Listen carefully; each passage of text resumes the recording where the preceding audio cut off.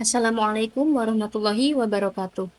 Perkenalkan, nama saya Indana Amalia Sulha dengan NIM 43040230116 kelas 6A mata kuliah Psikologi Perkawinan dan Keluarga yang diampu oleh Pak Agus Hermawan. Pada kesempatan kali ini, saya ingin berbagi mengenai konsep perkawinan dan juga keluarga. Nah, sebelumnya, kira-kira teman-teman tahu nggak sih, kenapa ya ada keluarga yang harmonis banget, tapi juga ada keluarga yang sering konflik tuh. Padahal kan tujuan mereka sama, yaitu untuk menuju kebahagiaan bersama gitu. Nah, maka dari itu, pada kesempatan kali ini mari kita kupas bareng-bareng kira-kira apa sih yang membuat keluarga itu dapat mencapai tujuan yang bahagia dan eh, bisa harmonis begitu. Oke, pada materi yang pertama kita bahas mengenai konsep perkawinan dalam psikologi dan juga Islam. Oke, keluarga merupakan unit sosial terkecil, akan tetapi perannya itu begitu besar dalam kehidupan manusia. Nah, dalam perspektif psikologi, keluarga merupakan sistem yang saling terhubung dan di mana setiap anggota itu saling mempengaruhi satu sama lain begitu. Sementara dalam Islam, itu keluarga adalah bentuk ibadah terpanjang untuk mencapai sakinah, mawadah, dan warahmah, yaitu rasa tenang, rasa cinta, dan juga rasa kasih sayang. Kemudian yang kedua, yaitu fungsi dari keluarga. Kira-kira apa ya teman-teman fungsi dari keluarga itu? Nah, keluarga itu memiliki beberapa fungsi seperti edukatif, yaitu sebagai tempat belajar pertama, apalagi ibu itu sebagai tempat belajar pertama bagi anak-anaknya. Kemudian ada fungsi sosialisasi, yaitu pertama kali anak belajar interaksi sosial dengan orang lain, begitu. Kemudian emosional, fungsi emosional, yaitu untuk membantu anak eh, apa ya, mengenali emosinya, memberikan kasih sayang dari orang tua ke anaknya. Kemudian yaitu fungsi perlindungan, karena keluarga itu memberikan rasa aman kepada anak-anaknya, sehingga anak itu merasa terlindungi ketika bersama dengan keluarga, terutama dengan orang tuanya, begitu. Kemudian semua fungsi ini itu memiliki pengaruh besar teman-teman pada pembentukan kepribadian individu di masa depan, apalagi setelah mencapai usia remaja dan dewasa. Itu pasti akan berpengaruh. Kemudian kita masuk pada teori. Kira-kira teori apa aja sih yang mendasari perkawinan ini, mendasari keluarga ini, yaitu ada teori homogami, teori komplementer, dan juga ada ta'aruf. Kalau ta'aruf, pasti teman-teman sudah sering mendengar, yaitu adalah proses perkenalan sesuai dengan hukum atau syariat yang Islam. Ada perdampingan dari dua keluarga dalam proses ta'aruf tersebut. Jika teori komplementer adalah eh, teori yang memaparkan bahwa seorang pasangan itu sepasang pasangan itu harus saling melengkapi.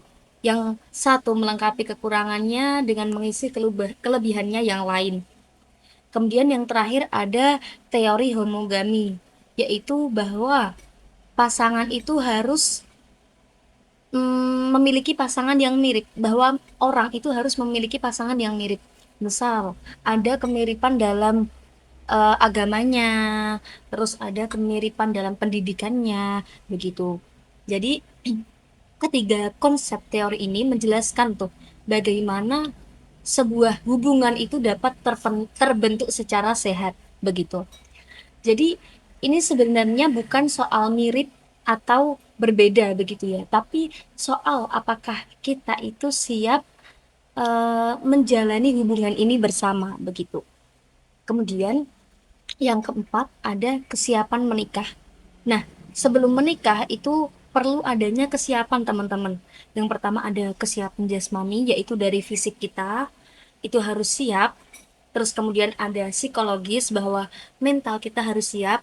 Jadi sebelum kita hidup bersama pasangan, kita harus bisa mengontrol emosi kita, yaitu dengan melakukan regulasi emosi begitu teman-teman. Kemudian spiritual kita, kita harus menyiapkan spiritual kita agar pernikahan itu nantinya berjalan sesuai dengan syariat dan juga bisa harmonis. Kemudian ada kesiapan finansial, karena dalam pernikahan itu tidak hanya bermodalkan cinta ya teman-teman, akan tetapi kita juga membutuhkan finansial yang cukup. Entah itu nanti dalam membiayai anak-anak kita atau dalam membiayai kehidupan berumah tangga kita, begitu teman-teman. Jadi ada 4 kesiapan yang harus kita persiapkan sebelum pernikahan, yaitu ada emosional, finansial, jasmani, dan juga spiritual begitu. Kemudian selanjutnya kita akan bahas relasi marital dalam Islam. Nah, apa sih itu? Jadi, eh, dalam pernikahan, suami dan istri itu memiliki hubungan yang seimbang, teman-teman. Maksudnya seimbang itu bagaimana? Seimbang antara hak dan juga kewajibannya. Jadi, kalau zaman sekarang biasanya kan kayak ya udah istri di rumah, terus nanti suami kerja kayak gitu.